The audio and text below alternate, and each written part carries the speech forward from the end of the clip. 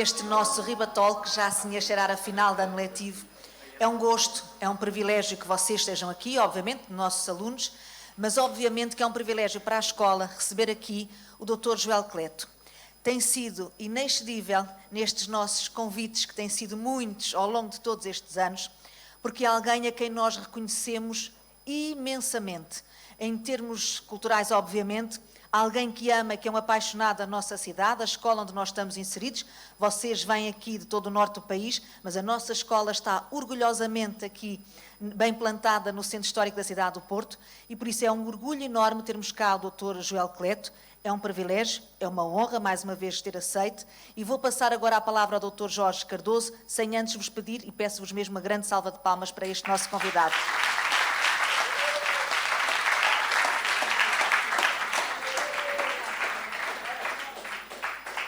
Ora, muito bem, então se calhar convidava o Dr. Cleto a sentar, a Maria. Vamos estar então aqui no nosso modelo do Ribatalk. Vocês já devem ter acompanhado algumas apresentações prévias. Quem não acompanhou vai poder fazê-lo hoje. E temos aqui, sem dúvida nenhuma, uma oportunidade excelente, tanto eu como a Maria, para termos a possibilidade de encetar algumas ideias, trocar impressões e ter um motivo comum que tem a ver com a história e o património desta nossa cidade, de quem o Dr. Joel Cleto é efetivamente uma referência para a cidade e se calhar para todo o norte do país. Bom, não sei se o Dr. Joel quer dizer algumas palavrinhas. Bom, eu é que agradeço o convite, é sempre um prazer vir aqui. Sou sempre recebido por gente muito simpática, professores e alunos, e para mim é sempre fantástico poder vir falar de uma coisa que eu gosto, e portanto, se me viessem aqui para falar, pedir para falar de outros temas, se calhar era mais complicado. Assim, para falar de história, de património, para falar da cidade do Porto, das suas características, é isso, estou sempre aí. Muito bem. Disponível. Aqui o professor Cleto tem, sem dúvida, um currículo admirável em nome da cidade, porque realmente tem já muitas referências, muita publicação. Provavelmente o mais mediático é o trabalho no Porto Canal, porque acaba por ter mais visibilidade e que já vai um bocadinho fora do âmbito do Porto, já chegou à Galiza, já chegou a Santiago de Compostela e realmente conseguiu estabelecer pontos com o nosso país. E eu acho que este era um ponto de partida que eu falaria aqui, um pouco da visão que tem sobre esta vantagem, sobre a importância de valorizarmos o nosso património, a nossa história, e como isso às vezes vai além da própria visão de que são coisas antigas, assim um bocadinho cheias de pó. Não, pode ser muito importante para a dinâmica económica, social, ou estou enganado?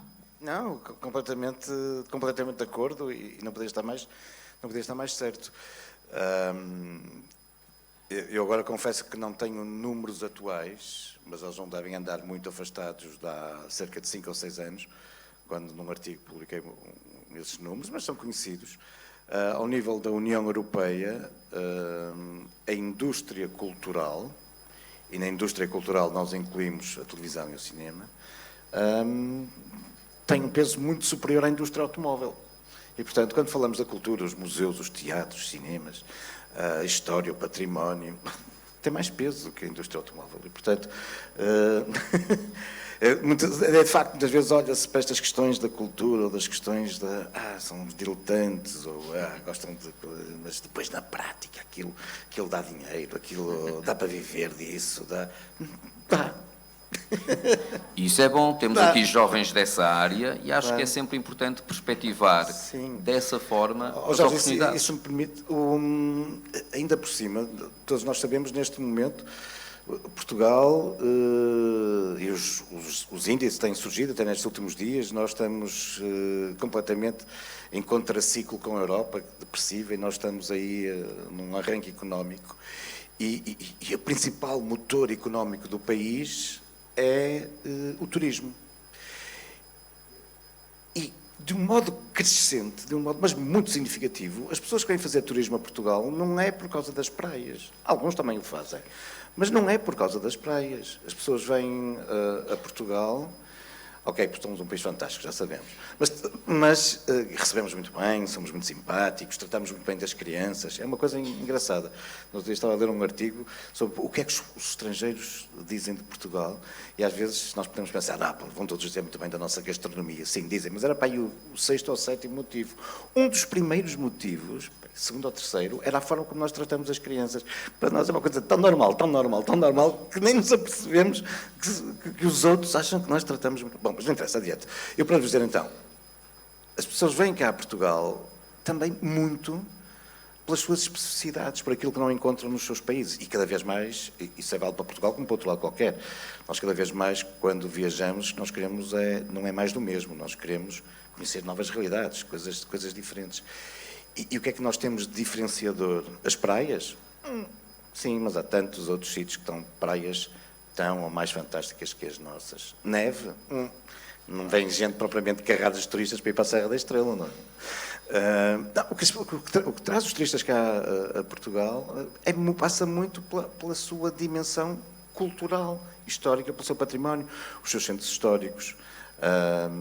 Enfim, o vinho do Porto, que é um produto cultural, o Douro, paisagem construída, paisagem da humanidade. Enfim, muito do sucesso do turismo em Portugal passa exatamente pela cultura, pelo património, por aquilo que é diferente que o nosso país apresenta. E, por exemplo, muita gente neste momento aposta em formação e carreiras na área do turismo e sabem bem que não é por causa do turismo religioso ou por causa do turismo das praias, não. Vejam, porque é que o Porto tem os índices de turismo que tem? Por causa das nossas praias? Não. As pessoas vêm ao Porto por causa do seu centro histórico, por causa do vinho do Porto, por causa da sua ligação ao Douro. Vêm ao Porto para subir à Torre dos Clérigos, para irem a uma das mais belas livrarias do mundo, para ir a um dos 10 mais belos cafés do mundo, para ir a uma das 10 mais espetaculares estações ferroviárias do mundo. E só estou a falar de património. Não é? Então há esperança. Sim, claro. Às vezes eu estou com estes jovens e eles começam... e tal, porque os meus amigos dizem, mas na tua área a história não evolui, é uma coisa já feita, há ciência, há progresso. Não há. Eu acho que é um preconceito um bocadinho completamente não. Errado, não é? A história está sempre a ser... Há sempre investigação, não é? Claro. O professor Jorge sabe isso tão bem ou mais do que eu. Quer dizer, nós estamos permanentemente... Eu quando entrei na faculdade, ou um pouquinho antes... Para vocês verem, coisas que para vocês hoje são perfeitamente banais e de como, no entanto, há 40 anos, ou há 30 e muitos anos, era completamente diferente. Que era, por exemplo, quando eu entrei para a faculdade, ou pouco antes, mesmo os professores, alguns professores da faculdade, ainda acreditavam que quem tinha erguido as antas, os dólmenes, os menires, tinham sido os celtas. Ou seja, os mesmos homens que tinham construído os castros e as citâneas para viverem, teriam construído as antas para meterem os seus mortos. Isto era o que se pensava. Vejam, vocês conhecem o Asterix? E o Obelix anda com um menino atrás das costas. O Asterix e o Obelix, não é Portugal, é França, ok. Mas é exatamente nesse período. O Obelix constrói menires, na época em que estão a ser conquistados pelos romanos. O Asterix e o Obelix são celtas e estão a ser conquistados pelos romanos. Quando o Goscinny e o Oderzo começaram a desenhar o Asterix, era isso que se pensava. Depois, ali no final dos anos 70 e depois ao longo dos anos 80, vieram novos métodos científicos, as datações por carbono 14, e começámos a perceber que, afinal aquilo é muito, muito mais antigo. Quando o Asterix e o Obelix não fizeram menires, quando os viram, eles já lá estavam há bem mais de 2.000, 3.000 anos, não é? Portanto, a distância, o que nos separa de nós do Asterix, é muito menos do que separa o Obelix de quem construiu os menires. Isto só para dar aqui um exemplo muito concreto de como as coisas alteram muito. E podia-vos dizer que eu, o professor Jorge, todos os vossos professores, aprendemos que o Egas Muniz, e se calhar vocês também, aprenderam que o Egas Muniz é o aio de Afonso Henriques. Nós hoje sabemos, graças a investigações muito recentes, que não. O Egas Muniz nunca foi o Aio da Afonso Henriques. Se depois quisessem, falarmos sobre isso. E estamos sempre a aprofundar a história enfim, e a redescobrir, não é? E, portanto, e é fantástico, não é? Se o meu amigo Nelson Rebenda não se tivesse metido num barquinho quando estavam a construir a barragem do Coa, nós hoje não sabíamos que tínhamos aqui em Portugal o maior conjunto de gravuras do Paleolítico do mundo, classificadas como Património da Humanidade, uma coisa única, fantástica, e o nosso conhecimento sobre essa época estaria muito mais reduzida. Se o Porto não tivesse sido classificado como Património da Humanidade, fazendo com que hoje qualquer obra que se faça dentro da cidade tenha que previamente ter a participação dos arqueólogos, aquilo que nós hoje saberíamos sobre o passado do Porto era muito redutor em relação àquilo que nós, nestes últimos 20 anos, o salto que nós demos, graças às investigações, o salto que nós demos sobre o conhecimento do Porto, graças exatamente à investigação. Por exemplo, só vos dar um exemplo. Hoje sabemos que o Porto foi uma importantíssima, enorme cidade romana. Para vocês terem uma ideia, no auge do Império Romano entre nós, no século IV, o Porto tinha uma dimensão que, com a Idade Média, como vocês sabem, as cidades regrediram muito, ou desapareceram mesmo, por isso é que Conímbriga é hoje uma ruína, por isso é que Tongóbriga, aqui em Marco Canaveses, é também uma cidade fantasma. Mas mesmo as grandes cidades da época romana diminuíram imenso também.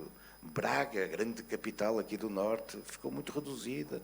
Olicipo, Lisboa, também reduziu imenso. O Porto, esse Porto romano enorme do século IV, também reduz, e só volta a ter a mesma dimensão que tinha tido na época romana 1000 anos depois, no século XIV.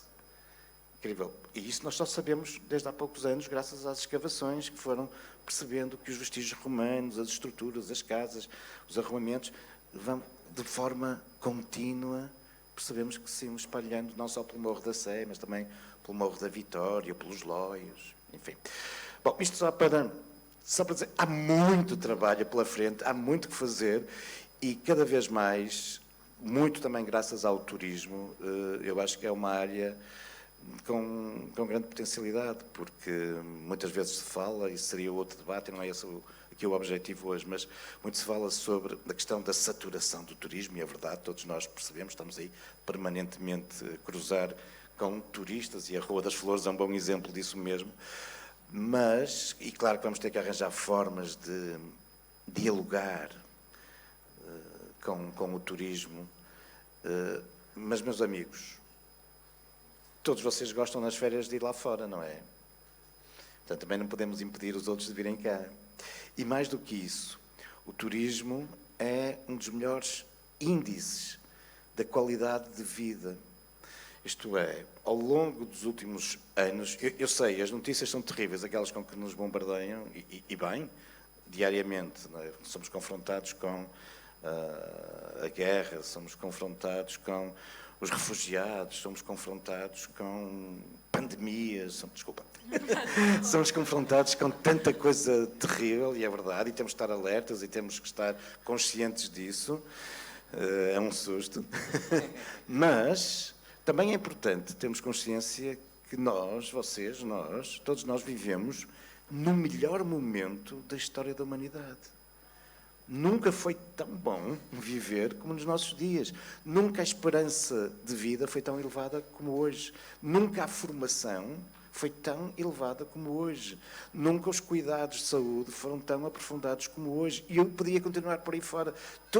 Nunca tanta gente viveu em regimes democráticos como hoje. Claro que esta linha vai tendo uns altos e baixos, mas a tendência é sempre esta. Nunca, apesar do grande fosso entre ricos e pobres, nunca houve tão pouca gente no mais extremo limiar de pobreza. E podemos continuar por aí fora. E o turismo cultural é um bom índice disso mesmo. Porque só existe gente a fazer turismo, porque obviamente as pessoas têm mais dinheiro, os meios de comunicação e de circulação são cada vez mais rápidos e mais baratos, tendencialmente, porque a esperança de vida é maior, porque se conquistou o direito aos fins de semana e às férias, porque as pessoas têm mais formação e por isso não é só ir para a praia, estão mais ávidas de conhecer novas culturas, coisas diferentes.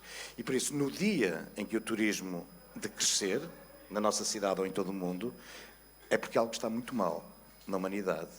E tivemos essa prova nestes últimos 2 anos. O turismo só decresceu porque algo de muito mal aconteceu. E por isso, se vemos muitos turistas, é algo com que nos temos que confrontar, é algo do nosso tempo. Nós vivemos...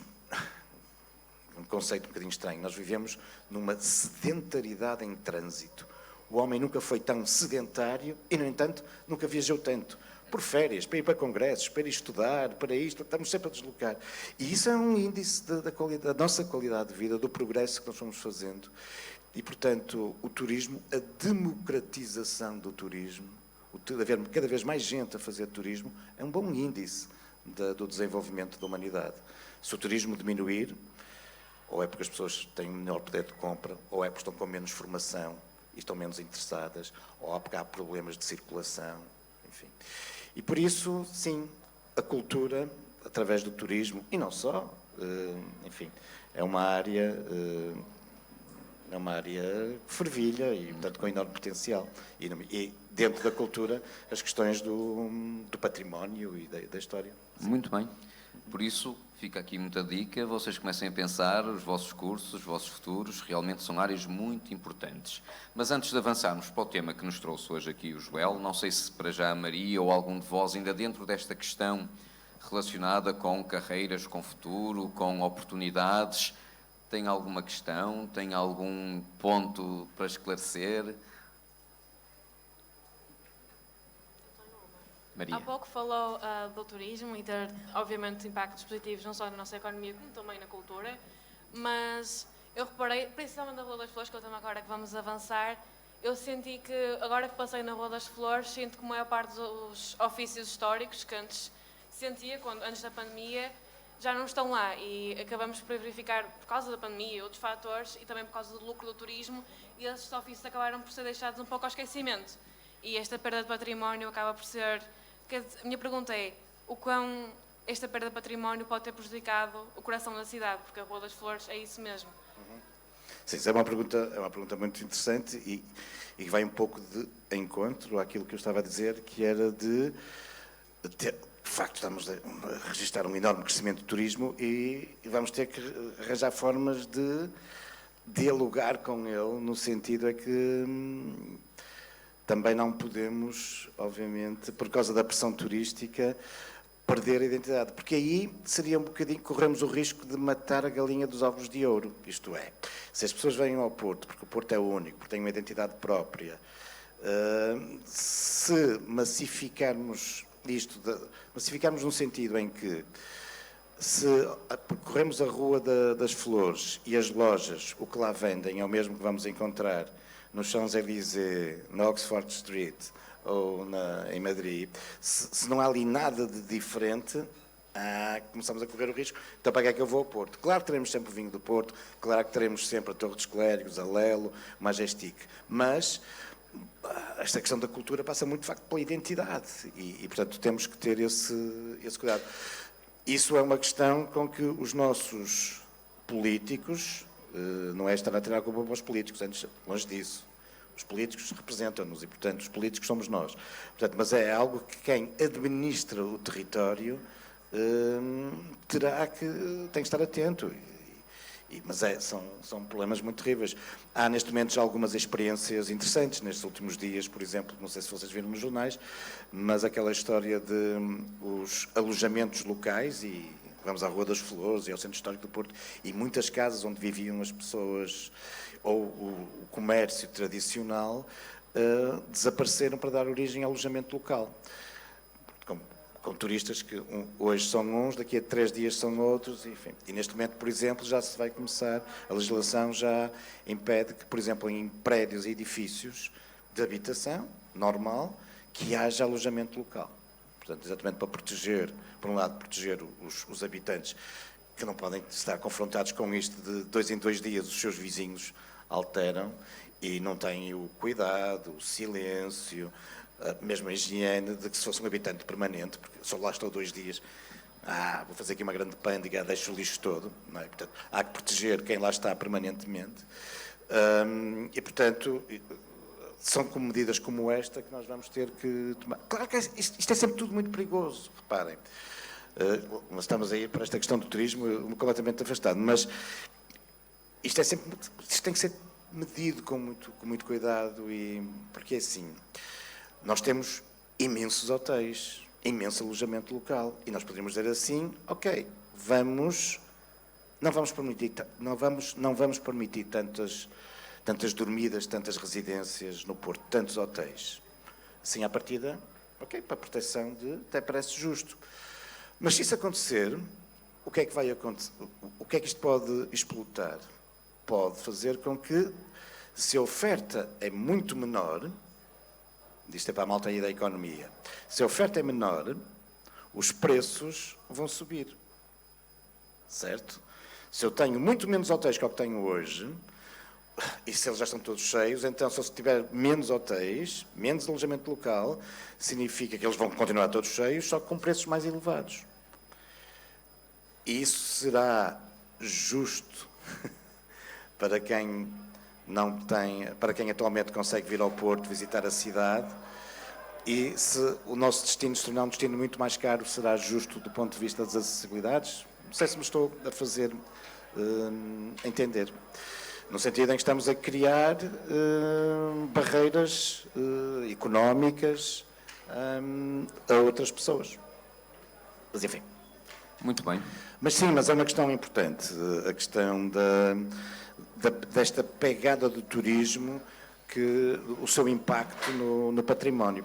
E, por exemplo, antes da pandemia, e agora estamos outra vez a retomar esses índices, antes da pandemia já tinha sido decidido, depois durante estes 2 anos isso não aconteceu, mas provavelmente 2022 vai trazer isso, pela primeira vez íamos ter um monumento em Portugal em que havia um limite de visitas, que era a Torre de Belém. Os responsáveis da Torre de Belém chegaram a esta conclusão que não podemos ter tanta gente, o monumento não comporta tanta gente e, portanto, vamos ter este limite. Não pode haver mais do que X visitas por dia. Sei que hoje em dia, por exemplo, a Torre dos Clérigos começa a ter que, se calhar, que equacionar a mesma coisa. Eu ainda sou do tempo, quando tinha a vossa idade, em que subia à Torre dos Clérigos, não me cruzava com ninguém e ficava meia hora, 3/4 de hora lá em cima sozinho. Eles hoje tiveram que contratar uma série de funcionários para estar ao longo das escadas a controlar o trânsito. Esperem aí, avancem. E, portanto, pronto. Mas isto para dizer, há também este lado pernicioso sobre os monumentos, um enorme desgaste que pode causar nos monumentos. A Livraria Lelo, todos vocês conhecem a Livraria Lelo, com aquela belíssima escada vermelha bem lá no centro. Muita gente pensa que é madeira. Não é. É betão. Foi das primeiras obras em cimento feito na cidade do Porto. E aquilo é pintado. E durante muito tempo, décadas e décadas, aquilo era pintado de X em X anos. 7 anos, 8 anos. Está precisando de uma pintadela. Eles hoje pintam a escada de 3 em 3 meses.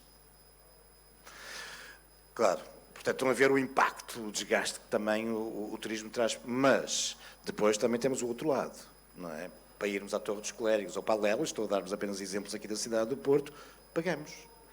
E o que se paga dá para eles pintarem as escadas 3 em 3 meses e dá para muito mais. Recuperaram, como sabem, não sei se acompanharam, mas a Lelo recuperaram toda a fachada, conseguiram chegar às pinturas originais.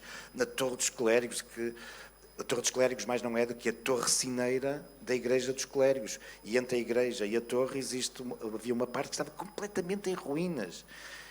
E hoje é um belíssimo museu. E, portanto, entre o deve e o haver, apesar de tudo, é positivo, obviamente, o impacto do turismo. Muito bem. Então, se calhar agora avançávamos um pouco mais para o tema que traz aqui o professor Cleto hoje. Nós já o tivemos cá a falar sobre a Revolução Liberal e o Dom Pedro há uns anos, para os nossos pequeninos. Já falou sobre o Porto Judaico, mais recentemente, para outro auditório. Hoje vamos entrar numa temática que está em voga. É uma efeméride, os 500 anos da abertura desta rua, que é a Rua das Flores. Creio que a maior parte, se não quase todos, já deve ter passado por lá, conhece esta artéria histórica da cidade e que tem, lá está, esta coincidência de entre o ano que passou e este ano estar a evocar precisamente os 500 anos da inauguração, ou pelo menos do começo da abertura desta estrutura. Por isso, trouxemos aqui este ambiente, temos ali os nossos azulejos à entrada, não sei se reparou, o nosso manjerico, o nosso São João. Certamente a nossa Rua das Flores não tinha nada disto na abertura, mas com o passar dos anos também é património que foi integrando esse espaço. E assim sendo, é para falar um bocadinho desse espaço urbano, dessa via definidora e caracterizadora da própria cidade, e que me leva também depois a falar um bocadinho sobre isso mais à frente. Será que a rua é uma janela para o Porto ou é um espelho do Porto? Não sei, podemos depois falar um bocadinho sobre isso, mas vamos conhecer um pouco então sobre a Rua das Flores. Eu confesso que trouxe muitos slides, muitas imagens, mas se calhar vou avançar mais rapidamente para depois deixar, se calhar que coloquem algumas questões e eu posso regressar a algumas imagens ou outras. Mas então, quando falamos da Rua das Flores, eu vou ter que... Se a pessoa quiser ficar de pé, mais confortável. Até para poder ir olhando para as imagens. Esta é, obviamente, uma artéria que todos vocês conhecem, a Rua das Flores, como a pessoa dizia, está, por esta altura, a assinalar os seus 500 anos. 500 anos é imenso tempo. Quer dizer, se pensarmos que o Porto tem 3.000 anos, não é assim tanto tempo quanto isso. Mas, enfim, à nossa escala e à escala do urbanismo que nós hoje vemos no Porto, é de facto uma artéria muito, muito antiga. E uma rua que se converteu, de facto, nestes últimos anos, curtos anos, se converteu num eixo turístico, acompanhando todo o movimento turístico, todo o crescimento turístico que o Porto vem registando. Claro que há outras ruas que também são marcadas pelo turismo, mas eu acho que se tivéssemos que escolher uma rua que mudou radicalmente com a atividade turística, foi de facto a Rua das Flores. Desde logo porque se tornou uma rua pedonal, apesar daqui uns carros, mas são apenas os carros que volta e meia vão aos hotéis, mas tornou-se uma rua pedonal. Quando, ainda não há muitos anos atrás, pensei que esta fotografia já tem muitos anos, portanto, mas podemos atualizar esta fotografia com carros mais atuais e este era o aspecto da rua, uma rua pejada de carros, de intenso circulação. Bom, mas é hoje, de facto, um eixo convidativo para percorrermos a pé o centro do Porto e, afinal, também percebermmos muito da história da cidade. A rua foi aberta há 500 anos e, na altura, é uma pedrada no charco, no sentido em algo que rompe completamente com aquilo que até aí era habitual no urbanismo, na abertura de ruas da cidade de Porto. Reparem, há 500 anos estávamos em 1521, 1522 e estamos na época do Renascimento. Esta vontade de fazer renascer o mundo clássico, o mundo dos gregos, o mundo dos romanos. E isso é evidente na forma como passamos a construir os edifícios, imitando o estilo clássico, procurando imitar o que tinham feito os romanos. Se isso é evidente na escultura, procurando de novo voltar a que as esculturas, as figuras humanas, tivessem um grande realismo anatómico ali, com os músculos todos, as veinhas, não é? Se isso é válido, obviamente, para a pintura, bom, isso também é válido para o urbanismo. Há aqui uma procura de como é que os romanos fariam as suas ruas. Claro que eles aqui têm um problema. Enquanto as esculturas dos romanos continuavam por ali, enquanto os antigos templos, o Coliseu, o Panteão, estavam lá, mais ou menos arruinados, mas estavam lá. E, portanto, agora os artistas, os arquitetos do Renascimento tinham onde se inspirar e onde estudar como é que os romanos tinham feito isto. Vamos ver bem as suas ruínas. Eles faziam isto desta forma. O arco de volta perfeita, claro. E chegavam lá. Quanto ao urbanismo, não é bem assim. Porque o urbanismo tinha passado 1000 anos desde o fim do Império Romano e como é que os romanos construíam as estradas, as ruas, enfim. Claro que existia um famoso tratado dos poucos de arquitetura que chegou, que cruzou toda a Idade Média. Enfim, quem aqui estiver a pensar mais em enverdar pelas artes visuais ou pelas arquiteturas já ouviu seguramente falar do Vitrúvio e do seu manual. Porque é incrível, deixem-me só dizer-vos isto, porque é impressionante aquilo que nós recebemos dos gregos e dos romanos, os seus livros, os seus tratados. Mas o que é incrível é que nós só recebemos uma ínfima parte do que eles terão produzido. Ao longo dos 1000 anos entre o fim do Império Romano e esta procura de fazer renascer esse mundo romano, durante esses 1000 anos da Idade Média, perdeu-se muito mais do que aquilo que se conseguiu, trazer ao longo de todo esse período.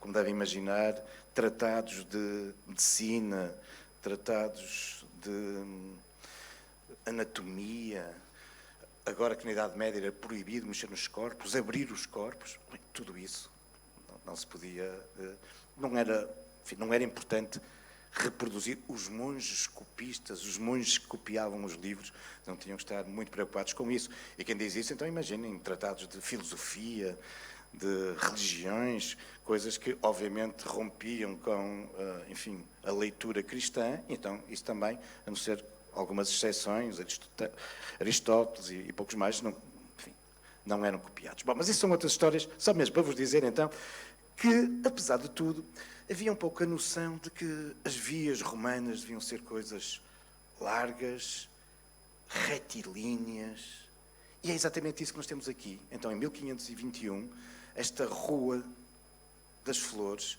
tem muito já a ver com este espírito do Renascimento. Já não ruas tortuosas, estreitinhas, como aquelas que até aí se abriam no Porto, e ainda hoje caracterizam o centro histórico do Porto, ali na zona da Sé, ruas muito estreitas, muito sinuosas. Não, reparem, aquilo que é feito na Rua das Flores é uma rua larga, ampla, retilínea. E por isso uma pedrada no charco, uma rua muito qualificada e que, como vos disse, foi mandada abrir pelo rei Dom Manuel. O rei Dom Manuel I, um homem, enfim, que nos vai anunciando já entre nós também o Renascimento, quando mais seja por este seu grande envolvimento também, como sabem, na expansão portuguesa, que não deixa de ser um dos primeiros sintomas a nível europeu desta nova Europa que se queria abrir ao mundo, desta nova Europa que quer mercados, claro, que quer novos territórios, claro que sim, mas que também tem esta preocupação de investigação, de descobrir o outro, de descobrir outras culturas. Mas o Dom Manuel tem então esta ideia de construir esta rua, rasgar uma rua imponente, larga, clássica. Mas é ele que paga? Os terrenos são dele? Não, ele só manda fazer a rua. Os terrenos pertencem ao bispo, que confesso-vos que num primeiro momento não fica lá muito contente. Então o rei quer construir uma rua nova, toda modernaça, e utiliza os meus terrenos. Mas era o rei. Era o rei e, por outro lado, rapidamente, o bispo vai perceber que isto até pode ser um bom negócio. Bom, mas o rei Dom Manuel quer então abrir uma rua ampla, mas não é num sítio qualquer. Ele quer que essa rua parta daquilo que nós hoje chamamos o Largo de São Domingos. Quando descemos a Rua das Flores, desembocamos neste largo. É um largo simpático, não é? Provavelmente vocês conhecem ali o Largo de São Domingos. É um largo simpático que era dominado por um antigo convento, vinha desde a Idade Média, dos dominicanos, por isso é que era o Largo de São Domingos, e só tinha uma particularidade muito interessante, que eu sei que pode nos parecer um bocadinho estranho hoje, mas durante séculos, esta foi o Largo São Domingos foi a maior praça da cidade do Porto. A maior praça da cidade do Porto. A Avenida dos Aliados, a Praça da Liberdade, nessa altura ainda não existiam, estavam do lado fora das muralhas. A Praça da Ribeira era muito mais pequenina do que é hoje. O Terreiro da Sé, em frente à Catedral, não existia. Lamento informar-vos, mas o Terreiro da Sé, é hoje um dos grandes espaços amplos do Porto, é uma invenção de 1940. Até 1940 não existia. Tudo aquilo estava ocupado por ruas, ruelas, casinhas, quarteirões e quarteirões. E, portanto, durante séculos, esta era a grande praça da cidade do Porto. E por isso o que o rei está a fazer é uma rua larga, ampla, que sai da mais importante praça da cidade, onde muitas vezes a Câmara reunia, onde quando se recebia reis eram aqui recebidos, quando havia revoltas no Porto, aconteciam sempre aqui. A revolta, antes e depois da abertura da Rua das Flores, era aqui que as pessoas sempre afluíam.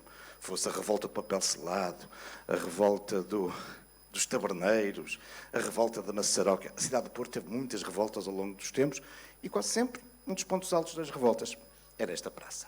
Bom, mas então o rei pensa, tenho aqui esta grande praça, a mais importante da cidade, um convento dos dominicanos, eu vou rasgar uma grande rua e do outro extremo vou construir um mosteiro. No sítio onde hoje temos a estação de São Bento, ele de facto manda construir um grande mosteiro, que é aquele que está ali do lado direito, que era o mosteiro beneditino, mosteiro de São Bento. De um lado da rua tinha um grande convento masculino, do outro lado da rua tinha um grande mosteiro feminino. E por baixo da rua um túnel que ligava um ao outro. Não é isso. São lendas. Isso são as lendas. Essas lendas. Bom, e como podem ver aqui uma fotografia antiga, antes ainda da construção da estação de São Bento, estamos na Rua das Flores, estão a ver? E ao fundo, a estação de São Bento, não, o antigo mosteiro de São Bento. Isto torna a rua ainda mais importante, até do ponto de vista, se quiserem, simbólico. Estão a ver? Sacralizado uma rua nos seus extremos com dois grandes conventos. Porquê é que a rua se chama das Flores? Em boa verdade, a rua de início chama-se Rua Santa Catarina. Nós hoje conhecemos outro sítio. Chamava-se Rua Santa Catarina das Flores. Os terrenos eram do bispo, como vos disse. E eram terrenos agrícolas. Tinham ali uma boa exposição solar.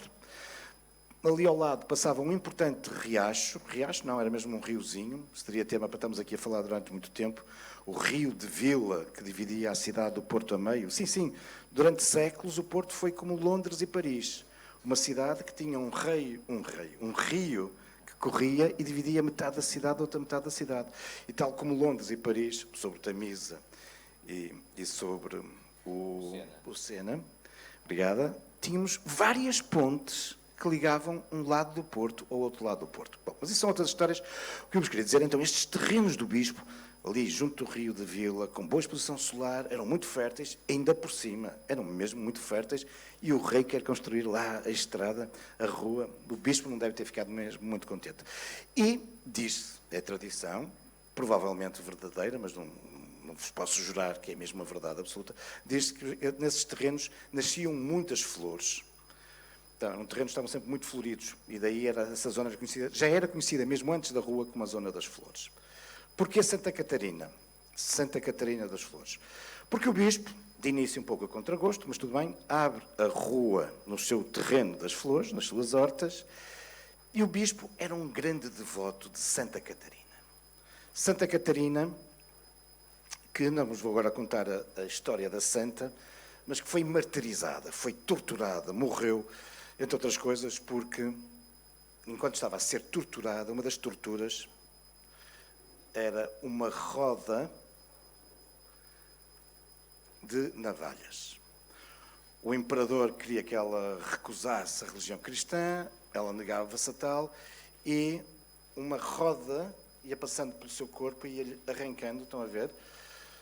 Já são todos maiorzinhos, por isso posso estar a descrever isto. E, portanto, uma tortura terrível. A roda de navalhas tornou-se, por isso, o símbolo de Santa Catarina. Esta roda das navalhas é o símbolo de Santa Catarina. E nós temos muitas profissões que têm Santa Catarina como a santa padroeira, a santa protetora, por causa desta roda de navalhas. Por exemplo, se vocês forem aqui ao longo do Rio Douro, Temos a Capela de Santa Catarina, tem um belíssimo miradouro sobre o rio. E podem ver lá as imagens de Santa Catarina, lá está ela com a roda de navalhas. Aquela capela foi mandada a fazer pelos mariantes, pelos marinheiros, porque a roda de leme é muito parecida com a roda de navalhas. E por esta analogia, por esta parecença, os marinheiros apegavam-se a Santa Catarina. Também ela, ali, associada a uma roda, que não era de leme, mas era uma roda de navalhas. Se vocês forem uma pequenina capela que existe ali na Batalha, próximo da Universidade de Lusíada, vocês encontram a capelinha dos alfaiates. Uma capela que foi mandada a construir pelos alfaiates da cidade do Porto. Hoje é tudo pronto a vestir, mas como vocês imaginam, até um passado não muito antigo, os alfaiates tinham um peso muito importante. E a capela também se tornou, hoje mais do que a capela dos alfaiates, a capela das costureiras e modistas. E também tem uma imagem de Nossa Senhora de Santa Catarina. Porquê? Porque as costureiras e modistas passam o tempo todo ali agarrados a uma rodinha, que é a roda da máquina de costura. E por isso, a roda, lá está, Santa Catarina. Bom, mas tudo para vos dizer então, e porque é que estou a falar da roda com tanta insistência? Porque o bispo do Porto era muito fervoroso de Santa Catarina. E por isso dá o nome à rua de Santa Catarina das Flores, porque das Flores era o sítio. Mas esta história da abertura da rua acaba por ser um bom negócio para o bispo. Se de início ele está ali um bocadinho contrariado, ele depois rapidamente vai perceber que aquela rua, tão larga, tão retilínea, na época com tanta luz, vai obviamente suscitar muito interesse de muita gente que quer ir para lá viver. Particularmente, e já vamos ver isso, dos nobres, de algumas das mais importantes instituições da cidade, rapidamente vão querer abandonar aquelas ruas estreitinhas, sinuosas, mal cheirosas, na época em que se atirava tudo pela janela, enfim. E vão querer ir para esta rua moderna, airosa, retilínea. E para ir para lá, para poder construir lá, vão ter que negociar com quem? Com o bispo. E por isso isto acaba por ser um bom negócio para o bispo, que, curiosamente, não vende os terrenos. Ele vai afurar os terrenos. O que é isso? Enfim, alugar os terrenos. Quer construir aqui? Sim, senhor. Olha, pague você a construção da casa, você constrói a casa, mas todos os anos tem que me pagar um foro, todos os anos tem que me pagar um aluguer por usar o terreno. E, se agora forem passear pela Rua das Flores, vocês vão reparar que em muitas, muitas casas, e elas terão sido muitos mais, mas ao longo dos séculos isso foi desaparecendo, muitas casas apresentam, na padieira, por cima da porta, apresentam-nos estes símbolos. E o que é isto?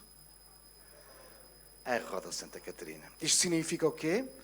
Que o terreno pertencia ao bispo. Este era o símbolo do bispo, a roda de Santa Catarina. E são inúmeras as casas que têm, mesmo algumas mais recentes, coisas já do século XIX, onde até no ferro da decoração das portas nós vemos a roda de Santa Catarina. Estão por lá, por todo o lado. Até algum daqueles grandes palácios que hoje são hotéis, com grandes brasões das famílias aristocráticas do brasão, e depois, um bocadinho mais abaixo, a roda Santa Catarina. A casa até podia ser daquela família nobre, mas o terreno pertencia ao bispo. Tinha que se pagar fora ao bispo. E o bispo fazia questão que o seu símbolo, o de Santa Catarina, estivesse lá presente. Ali um outro caso, de uma roda navalhas, e aqui parte dos terrenos pertenciam ao bispo, à mitra, outros pertenciam ao cabido. Mitra e cabido são dois organismos, ligados ao bispo. Não vale a pena agora entrarmos aqui em grandes pormenores, mas se uns terrenos pertenciam à mitra, outros pertenciam ao cabido. Se uns tinham como símbolo a roda de Santa Catarina, o outro tinha como símbolo São Miguel Arcanjo. E por isso algumas casas, muito menos que as rodas, mas algumas casas apresentam-nos esta figura de São Miguel Arcanjo, que, nunca percebi muito bem. São Miguel ali a matar um dragão. O dragão é um animal tão simpático, porque é que havia necessidade? Mas pronto, ok. E dizia-vos, então, que desde muito cedo a rua se vai povoar de casas da nobreza. Casas imponentes, de nobres, muitas das quais com os seus brasões. Esta é uma que já não existe, é um desenho feito nos finais do século XIX, de uma casa manuelina, exatamente do tempo em que a rua foi aberta, mas que, entretanto, foi demolida. E esta questão das casas dos nobres na Rua das Flores é muito interessante, porque depois, se quiserem, se tivermos tempo, poderemos depois também falar sobre um bocadinho sobre isso, mas eu penso que vocês saberão que durante muito tempo a cidade do Porto tinha um privilégio raríssimo na Idade Média, que era a de que os nobres não podiam estar na cidade do Porto mais do que 3 dias. Mais de 3 dias.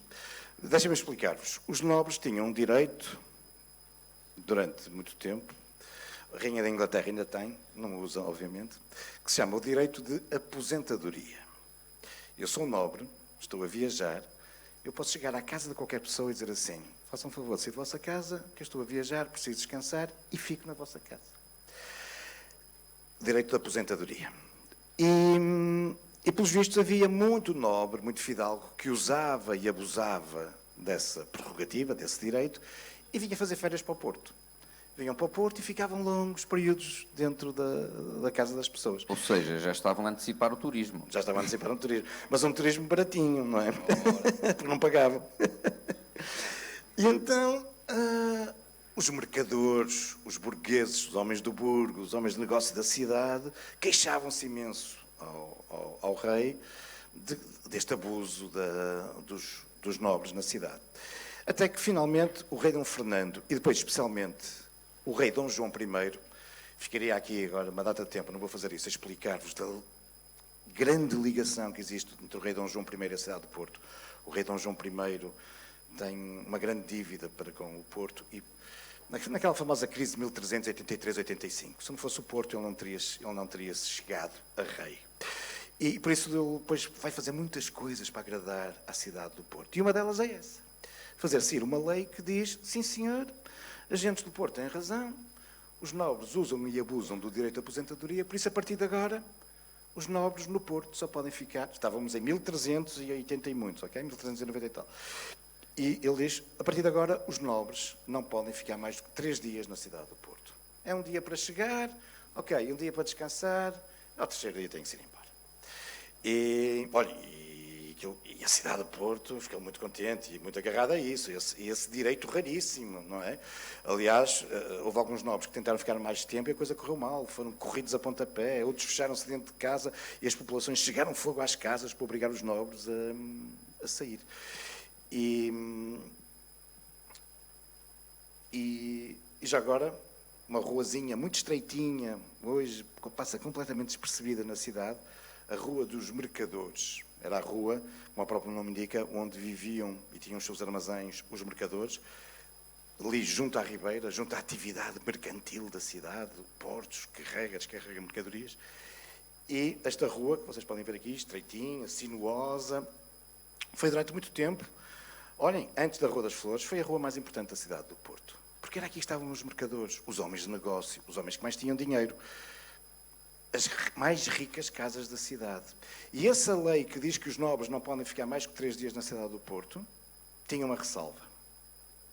Os nobres não podem estar mais que 3 dias no Porto, mas na Rua dos Mercadores, nem um dia podem estar. Percebe-se porquê? Era a rua onde eles gostariam de estar, porque eram as melhores casas. Mas aí o rei diz: não, na Rua dos Mercadores, nem um dia podem estar. Ora, ainda hoje, muita gente do Porto gosta de usar essa bandeirinha: os nobres no Porto não entram, não podem estar mais que 3 dias. Não é verdade. Esta lei só durou, em boa verdade, pouco mais de 100 anos. Porque quando chegamos ao início do século XVI, quando chegamos ao momento em que a Rua das Flores está a ser aberta, já os nobres podem de novo viver na cidade. E é por isso que a Rua das Flores é a rua que mais casas com brasões, é a rua com mais casas de nobres na cidade do Porto. São variedíssimas, são várias, e nem todas têm brasões, mas são vários os edifícios, as casas apalaçadas que nós temos ao longo da Rua das Flores, casas exatamente de famílias aristocráticas que tinham estas suas residências no Porto. Atenção, são residências.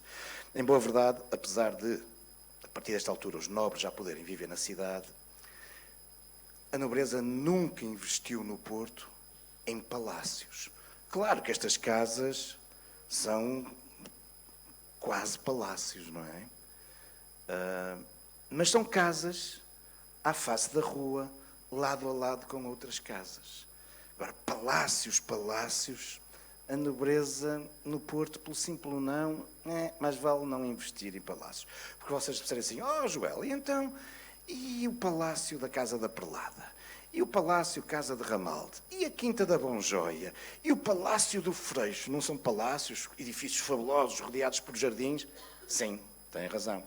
Só que se repararem, são tudo palácios que foram construídos em sítios que na época estavam do lado de fora da cidade. Depois, no século XIX, a cidade é que cresceu muito e passou a integrar Campanhal, Bonfim, Ramalde, Paranhos, esses sítios onde estamos hoje, esses palácios. Mas quando eles foram construídos, eram do lado de fora da cidade. Dentro da cidade, sim, casas muito qualificadas, palacetes, mas palácios propriamente dito, não. Mas, como era a mais bela, a mais qualificada das ruas, claro, era aqui que a nobreza queria ter as suas residências no Porto e por isso temos um conjunto tão notável de belíssimos edifícios, na sua maior parte hoje transformados em hotéis na Rua das Flores. Mas não é só a nobreza, também grandes instituições da cidade vão passar as suas instalações para a Rua das Flores, como é o caso da Misericórdia do Porto. A Misericórdia do Porto tinha sido criada por volta de 1500, é uma instituição incrível, como vocês sabem, enfim, responsável por tantas obras na cidade, os seus hospitais, os seus primeiros estabelecimentos de ensino, enfim, tantas estruturas. Bom, e a Misericórdia muda-se aqui para a Rua das Flores, que temos a fachada daquela que foi durante séculos o edifício da Misericórdia, hoje transformado no Museu da Misericórdia, e a sua igreja, uma igreja construída logo ali, nesses inícios do século XVI, e que depois foi muito alterada no século XVIII, pelo mesmo arquiteto que tinha feito a Torre dos Coléricos, o Niccolò Nasoni, e que faz também uma nova fachada muito decorada para a igreja da Misericórdia. Um pouquinho mais à frente, é hoje, peço desculpa, não tenho aqui a fotografia atual, é hoje um estabelecimento de roupas para casamento e cerimónias, passa a publicidade, o Dom Lopo. O Dom Lopo ocupa as antigas instalações do Hospital Dom Lopo. Lá está, era um hospital da Misericórdia, estava ali mesmo ao lado, e foi durante séculos o maior hospital da cidade do Porto. Até que já arrebentava pelas costuras e a Misericórdia construiu um novo hospital, que todos vocês conhecem, que é o Hospital de Santo António. Mas durante séculos, o maior hospital da cidade estava ali, na Rua das Flores.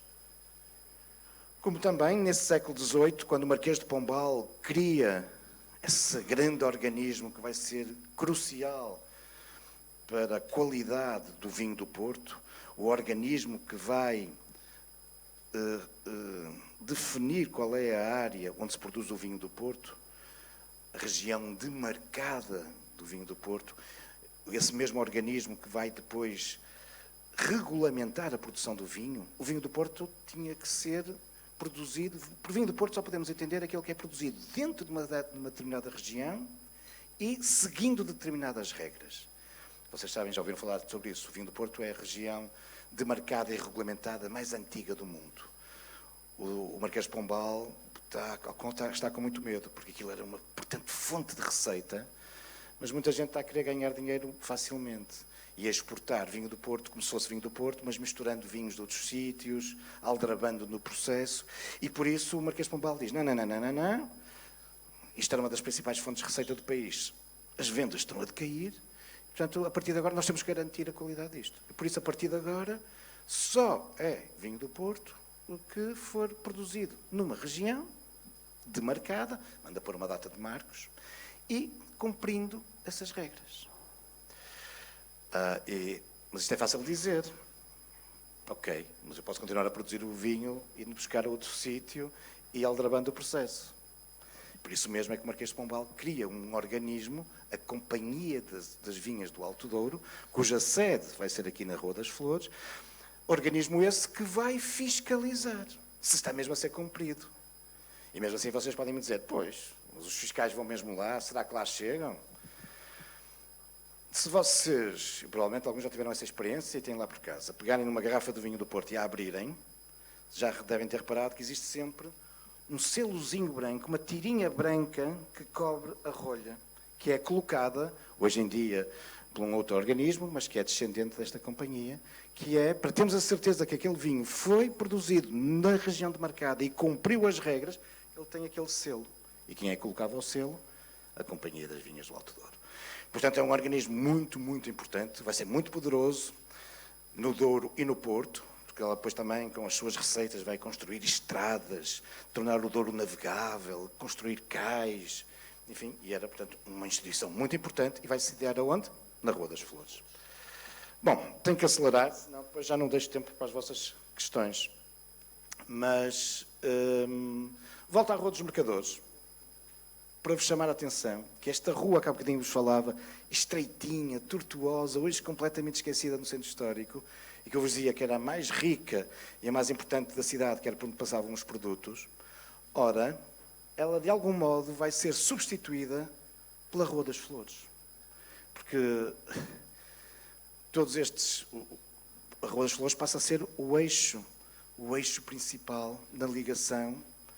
Enfim, num primeiro momento os produtos vêm por aqui, não é? Os produtos são carregados ou descarregados nos portos da Ribeira, querem subir para a zona alta da cidade, sobem pela Rua dos Mercadores, mas depois, através do Largo de São Domingos, vão entrar neste grande eixo, que é a Rua das Flores. E a Rua das Flores, rua residencial da nobreza. A Rua das Flores, rua residencial da mais alta burguesia da cidade. A Rua das Flores, rua onde estão algumas das mais importantes instituições do Porto, como é o caso da Misericórdia ou da Companhia das Vinhas do Alto Douro. A Rua das Flores vai-se também tornar num importante eixo comercial e vamos aqui ver começar a surgir muitos estabelecimentos. Mas estabelecimentos correspondem à qualidade da rua.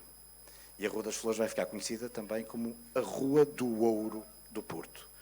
Porque em grande número aqui se vão concentrar as ourivesarias.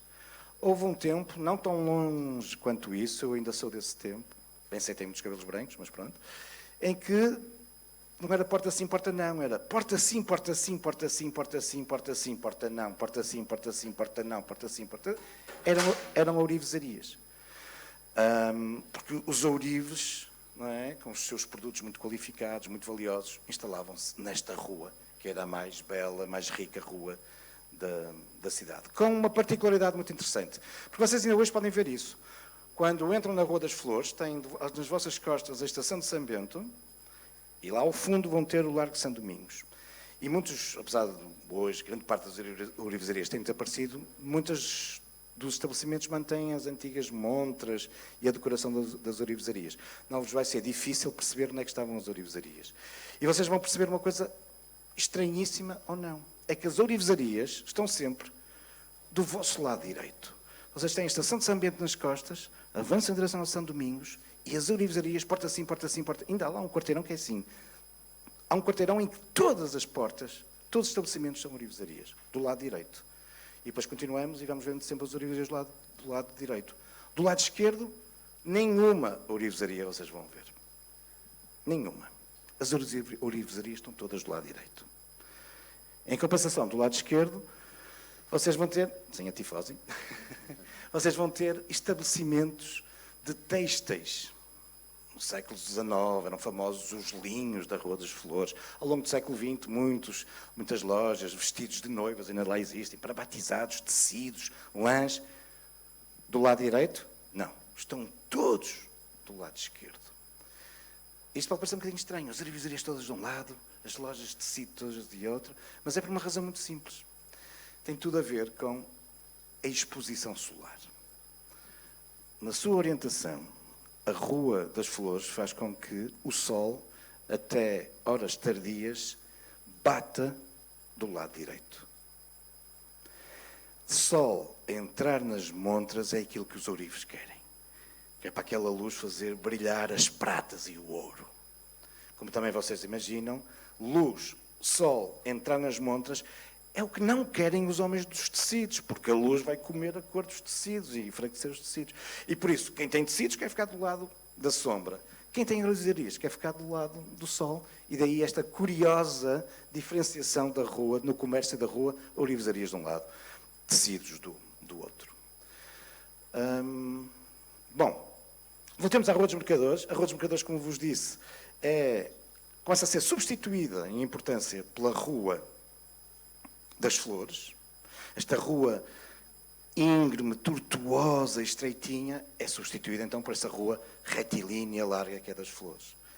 Curiosamente, a partir dos finais do século XIX, a Rua das Flores vai provar do mesmo veneno.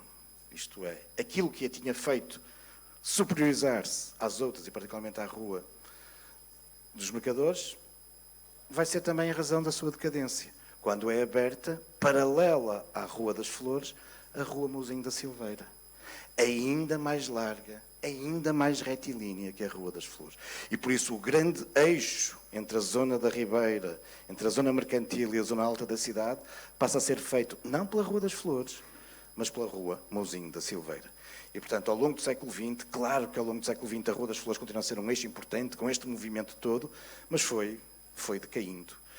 Algumas orivesarias foram saindo, foi entrando um outro tipo de comércio mais local, de menos prestígio, mas, enfim, continuava a ser uma rua marcante e muito castiça do Porto. Uma rua que nos dias de hoje, obviamente, como sabemos, enfim, depois desse declínio que ia registrando nos finais do século XX, agora com o boom turístico, enfim, é de novo uma rua muito concorrida e de referência. E, mesmo para terminar, não posso deixar de voltar a este espaço da Rua das Flores.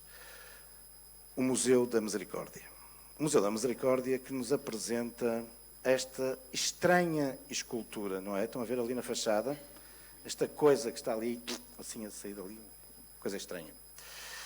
É uma escultura de um dos grandes escultores portugueses da atualidade, Rui Chaves. Mas o Museu da Misericórdia, tendo em conta os 500 anos da instituição, tendo em conta, enfim, se vos falar no Hospital Santo António, no Hospital Conde Ferreira, nos estabelecimentos para os cegos, para os surdos, nos lares, nas escolas, enfim, é impressionante a história, o legado e a marca da Misericórdia na cidade do Porto. E, portanto, vale a pena visitar este museu. Mas a peça mais importante do museu, há gente que vem de propósito lá de fora para vir ao Porto só para ver esta pintura. Chama-se Fons Vitae, em latim, fonte da vida. Quando foi feito agora quando foi montado o museu, esta peça é tão importante, é a mais importante obra de arte da cidade do Porto, que resolveram dedicar uma sala exclusivamente a este quadro. Portanto, vocês entram nesta belíssima sala do Museu da Misericórdia. Claro que o teto é fantástico, mas a única peça, como vocês podem ver, além do banquinho para se sentarem e olhar para o quadro, a única peça é este quadro. E que quadro é este? Olhem, é um quadro que tem tudo a ver com a rua, porque o que nós aqui vemos é o homem que mandou abrir esta rua e que, curiosamente, foi ele também que criou as misericórdias, o rei Dom Manuel. Podem vê-lo aqui embaixo, o rei Dom Manuel, juntamente com a rainha, as princesas, os infantes, os príncipes, e um bispo e uma série de outra gente de destaque da corte. Todos eles estão à volta de uma imagem de Cristo crucificado. Cristo crucificado com as suas chagas, e das chagas de Cristo pinga o sangue, não é? O sangue que é recolhido naquela taça, e por isso isto torna-se uma fonte de sangue. Mas, como todos nós sabemos, o significado para o cristianismo desta cena, não é? Que é deste sacrifício de Cristo, o seu sangue é um sangue que nos vai dar a vida eterna, não é? O sangue redentor. Não é? E por isso o quadro se chama A Fonte da Vida, a fonte da vida eterna, Fons Vitae, uma fonte de vida eterna para o rei, para a rainha, para os príncipes, para o bispo e para aqueles elementos da corte. Ora, se repararmos nesta escultura de Rui Chaves, vocês percebem que isto é alguma coisa de líquido, não é? E esta escultura, em boa verdade, não começa aqui. Esta escultura começa do lado de dentro da parede. E o lado de dentro da parede é essa sala onde só existe o quadro, a fonte da vida. E, portanto, o que o escultor aqui nos está a apresentar é o sangue do quadro, o sangue da fonte da vida, sai do quadro, rompe a parede e está-se a precipitar e a pingar sobre a cidade e vai-se espalhar pela cidade. É esse o significado desta escultura. A fonte da vida já não é um exclusivo do rei e da rainha, mas é algo que se pretende que se espalhe por toda a cidade, a partir do museu, a partir da Rua das Flores. Muito bem, perguntas? Muito obrigado, uma excelente exposição, certamente que vai deixar...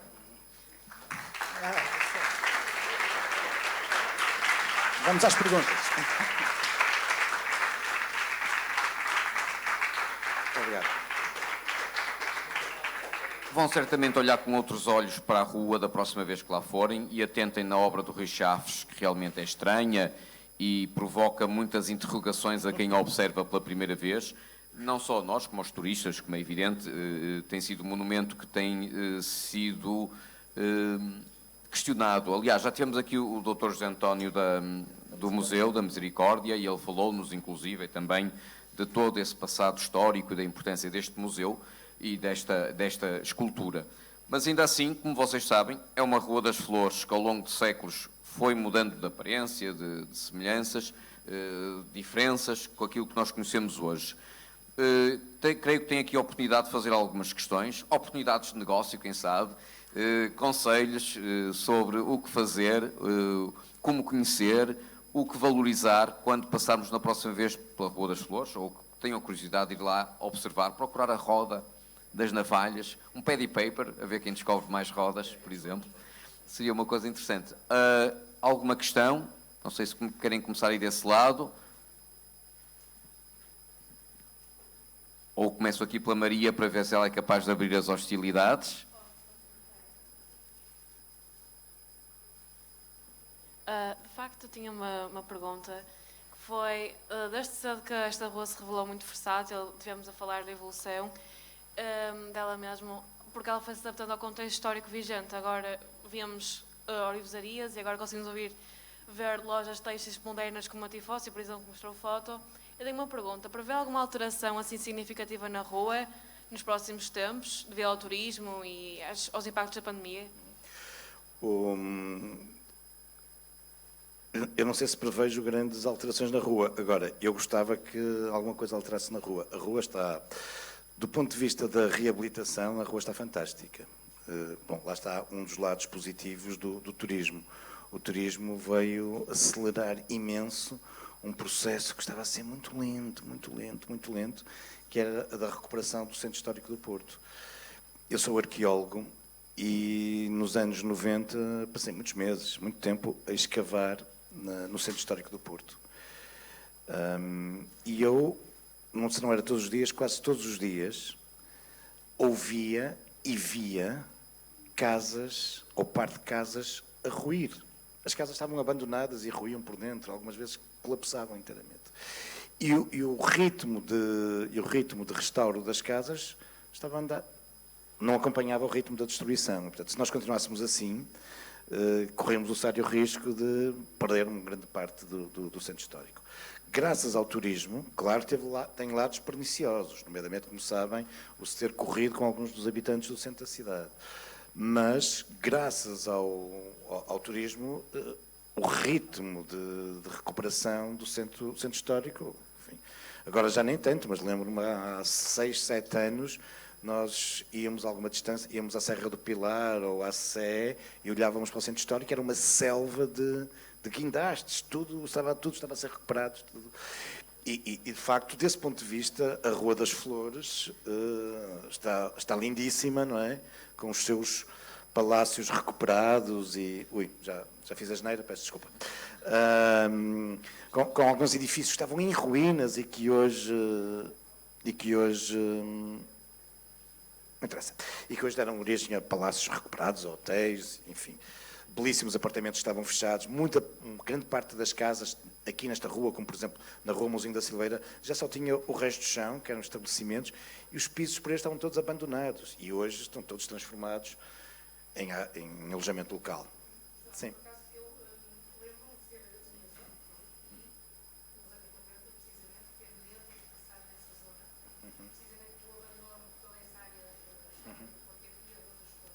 Sim.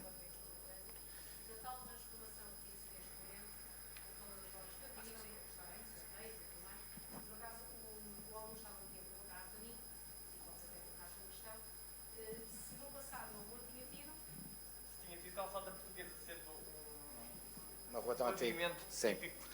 Sim. Antes de responder, e falando na sequência da intervenção, da colega, eu faço muitas vezes visitas pela cidade, e às vezes até faço visitas à noite. E eu hoje não tenho problema nenhum em levar grupos de pessoas à 1 ou 2 da manhã a lugares como... Bom, não vou pôr aqui nomes. Mas sítios que eu há 15 anos era incapaz de levar as pessoas ao meio-dia. E hoje levo-as sem problema nenhum às 2 da manhã. E o problema nenhum tem a ver não só com alguma instabilidade, alguma perigosidade, mas também com o próprio... sítios horríveis, feios, degradados, as casas a cair, lixos. Enfim, hoje nós percorremos o Centro Histórico do Porto e é fantástico. A Rua das Flores é apenas uma pequena amostra, desafios a irem percorrer a Rua da Banharia, a Rua da Pena Ventosa, a Rua das Aldas, a Rua Escura. Enfim, é incrível, não tem nada a ver com aquilo que aquele espaço há 15 anos atrás, e corremos a qualquer hora da noite, de madrugada, sem qualquer tipo de problema. E portanto, e respondendo à tua questão e terminando aquela, e antes de ir à calçada, de facto há uma grande diferença, não é? Agora, o que eu gostava que a rua alterasse, e também tem a ver um pouco com aquilo que tu me perguntaste logo no início, estou a ver ali imensas lojas que têm procura, tenho que reconhecer que têm procura. A Nutella tem sempre procura, o Jerónimo tem sempre procura, mas agora o que eu tenho algum receio é de estarmos a uniformizar, isto é, são estabelecimentos que tanto encontramos na Rua das Flores como encontramos em Barcelona ou exatamente em Bordeaux, padronizados, não é? E nos grandes centros históricos. E portanto eu acho que aqui era importante sermos capazes de conseguir manter algumas ourivesarias, alguns estabelecimentos têxteis. E claro que assim, nós não podemos, e muitas vezes acusam os historiadores e as pessoas do património de queremos transformar o planeta no museu. Nós não queremos transformar um planeta no museu. Obviamente, o mundo, como dizia hoje em dia, é um mundo pula e avança com uma bola colorida, e portanto não podemos cristalizar as coisas. Temos é que arranjar forma de desadaptar e fazer progredir. Eu não vou querer que o turista... Até posso achar muito bonito que o turista vá a um estabelecimento como funcionavam as mercearias nos anos 70, com o pacotinho de cartão, e apesar... Mas caramba, isso... Muitas vezes acusam-se estas áreas, e com razão, estamos a transformar isto numa Disneylândia, não é? Tudo igual, tal. Mas também, o contrário também é válido. Levar as pessoas a uma mercearia dos anos 70, quando hoje nós não vamos a uma mercearia dos anos 70, faz lembrar sempre aquela história também de algumas pessoas que proclamavam contra a destruição do bolhão, que era importante manter o bolhão como ele era, e não sei o quê, mas eles iam fazer compras ao bolhão. Ou iam todos ao hipermercado. A questão é essa, não é? Também não podemos querer criar, artificialmente manter coisas, e sim, isso é que é uma Disneylândia, não é? Ou aquela história, enfim, mas seria outra discussão de muita gente que acha que devemos manter algumas ilhas, até adaptadas ao turismo, ok. Mas é muito bonito dizer agora, naqueles anos... Durante o século XX, quem vivia nas ilhas vivia em terríveis condições de vida, não é? Como miseráveis, famílias inteiras, várias, partilhando as mesmas instalações sanitárias. E, portanto, quando achamos que as coisas... está-se a perder determinadas características, ok, em alguns casos ainda bem, não é? Portanto, também não podemos ter aqui um aspecto demasiado saudosista das coisas. Agora, o que eu acho é que devemos ter a preocupação de manter produtos que sejam autóctones, coisas que sejam próprias. E aí sim, aí tem que Aí funciona a cultura, aí funciona, não é? Esta capacidade de nós conseguirmos não copiar e ser igual a tudo o resto, mas o que é que nos diferencia, não é? É a cortiça, ok. São as sardinhas, e temos aí belíssimos exemplos de algumas pessoas que perceberam muito bem. Vejam o sucesso que tem aquela rede que se soube adaptar e que produz latas de conservas com os anos de nascimento das pessoas e tal. Isso eu acho um bom exemplo de como pegar num produto próprio, porque isso vocês não vão encontrar em Paris ou em Londres ou em Barcelona, porque isto de fazer latas de sardinha, só nós é que sabemos fazer e bem. E depois há é que saber embrulhar isto de outra forma. Calçada, desconheço, é ignorância minha. Se teve calçada portuguesa, eu acho que não. Em termos de registros, de imagens, não conheço. E como era uma rua, como tu viste, muito percorrida, muito calcorreada, quando se começaram a aparecer os passeios, admitir que possa ter tido, mas não sei, desconheço se teve ou não. Muito bem. Mais alguma questão? António. As classes habitantes. Obrigado.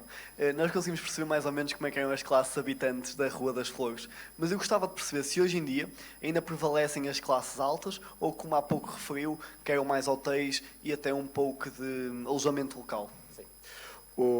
É curioso que quando a rua surge, havia uma divisão social muito interessante na rua, que é, e isso vocês podem se aperceber passando pela rua, as casas dos nobres, as casas com brasões, as casas brazonadas, ficavam ali, eram as casas mais próximas da Misericórdia e do Largo de São Domingos. Portanto, quem sai do Largo de São Domingos, em direção à Estação de São Bento, a primeira parte da rua é onde estavam as casas mais nobres. E depois, a segunda parte da rua era onde estava a burguesia, grande burguesia, nomeadamente os ourives e os burgueses, os homens de comércio envolvidos em produção de metais. Nós temos ali, mudou de nome, mas a antiga Rua da Ferraria, a Rua dos Caldeireiros, e caldeireiros tinha a ver, exatamente, caldeireiros, anzoleiros, serralheiros, eram produções artesanais muito ricas, ourives, obviamente, então ainda mais, não é? E, portanto, muita dessa gente vivia na parte mais alta da rua e junto a esses centros produtores.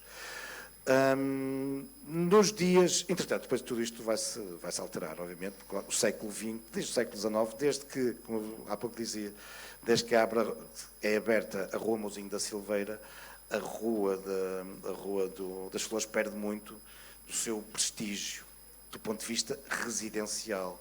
Claro que as ourivarias continuaram cá em baixo, os outros edifícios têxteis também continuam em baixo, mas do ponto de vista residencial perdeu muito da sua importância. Algumas famílias continuavam lá a viver, mas, portanto, esta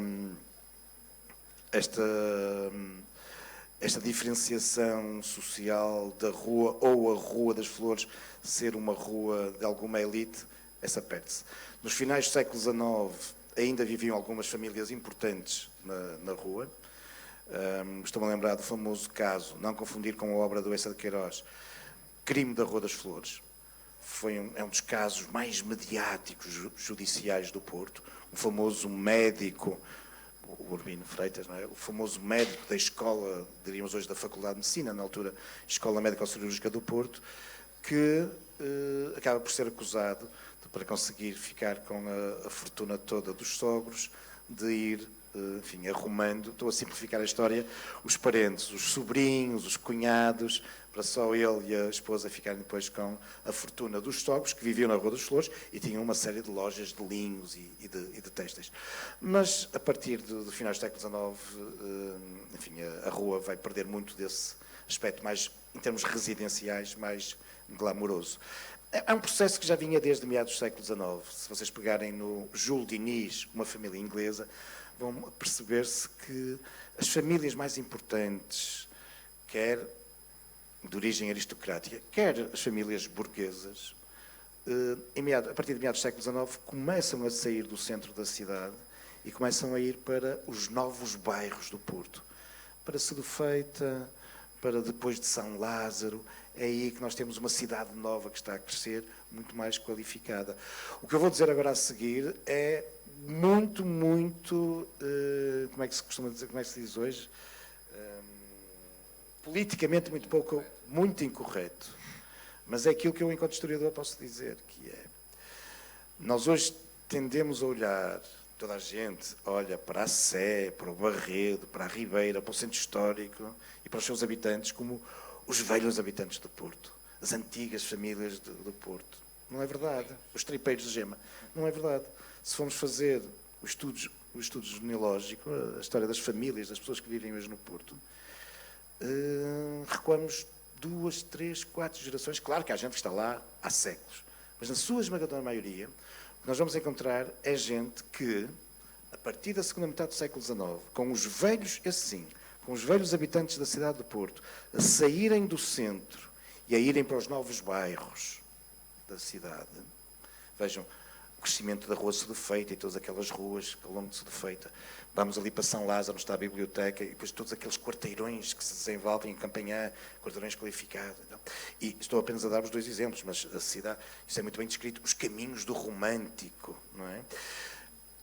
Entretanto, segunda metade do século XIX, início da nossa tardia, muito, muito tardia industrialização, temos muitas fábricas na cidade, algumas na periferia, outras dentro da cidade, e começa a chegar ao Porto imensa mão de obra barata, desqualificada, com paupérrimos salários, vindo de Trás-os-Montes, do Minho, da Galiza, das Beiras, e que vai viver para onde? Vai viver para essa zona antiga que está agora a ser despovoada. E vão dar origem a essas verdadeiras ilhas ao alto em que se transformou o centro. E, portanto, esta gente é obviamente castiça e todos eles são portuenses, obviamente, e bem arraigados, mas não podemos olhar daquela forma, são os antigos habitantes da cidade, estão ali há séculos. Não. Ok? Perceberam porque é que eu digo que isto é politicamente muito pouco correto? Mas é verdade. Muito bem. Não sei se há mais alguma questão.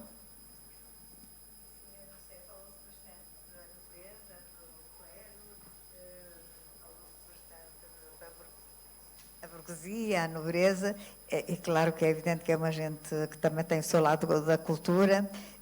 Há ali uma alfarrabista, eu acho que ainda, certamente terá muita importância ali, turisticamente tem interesse, terá possibilidades futuras. Sim.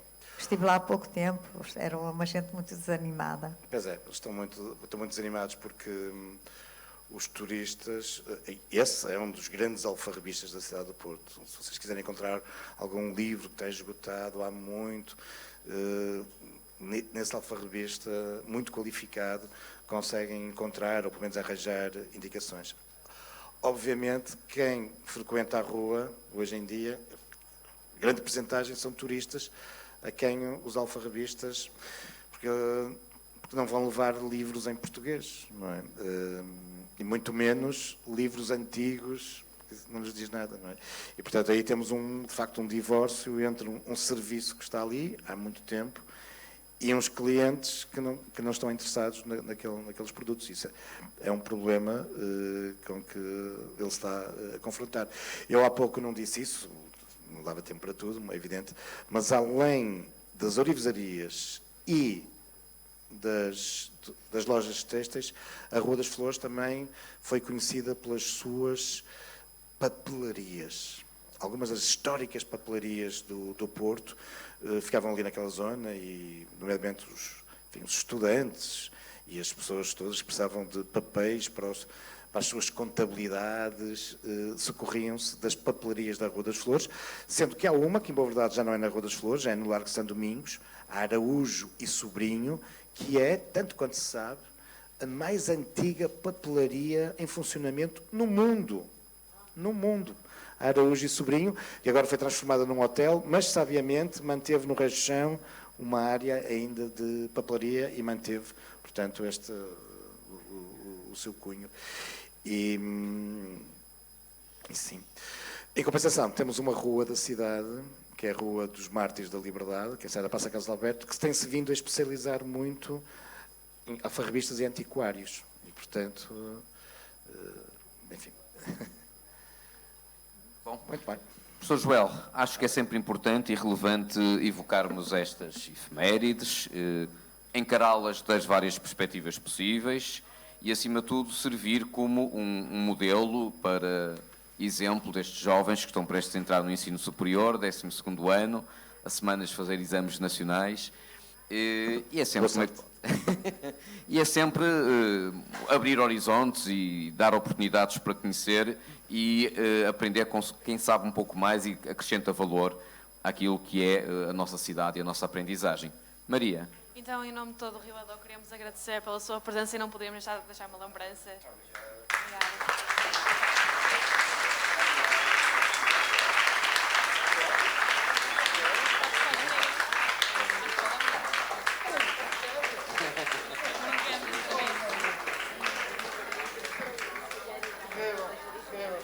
Eu sou um chocodependente, confesso. Maravilha, maravilha. E estes são os bombons que foram, ainda por cima, criados por um grande amigo meu, que é o chefe Hélio. Muito bem.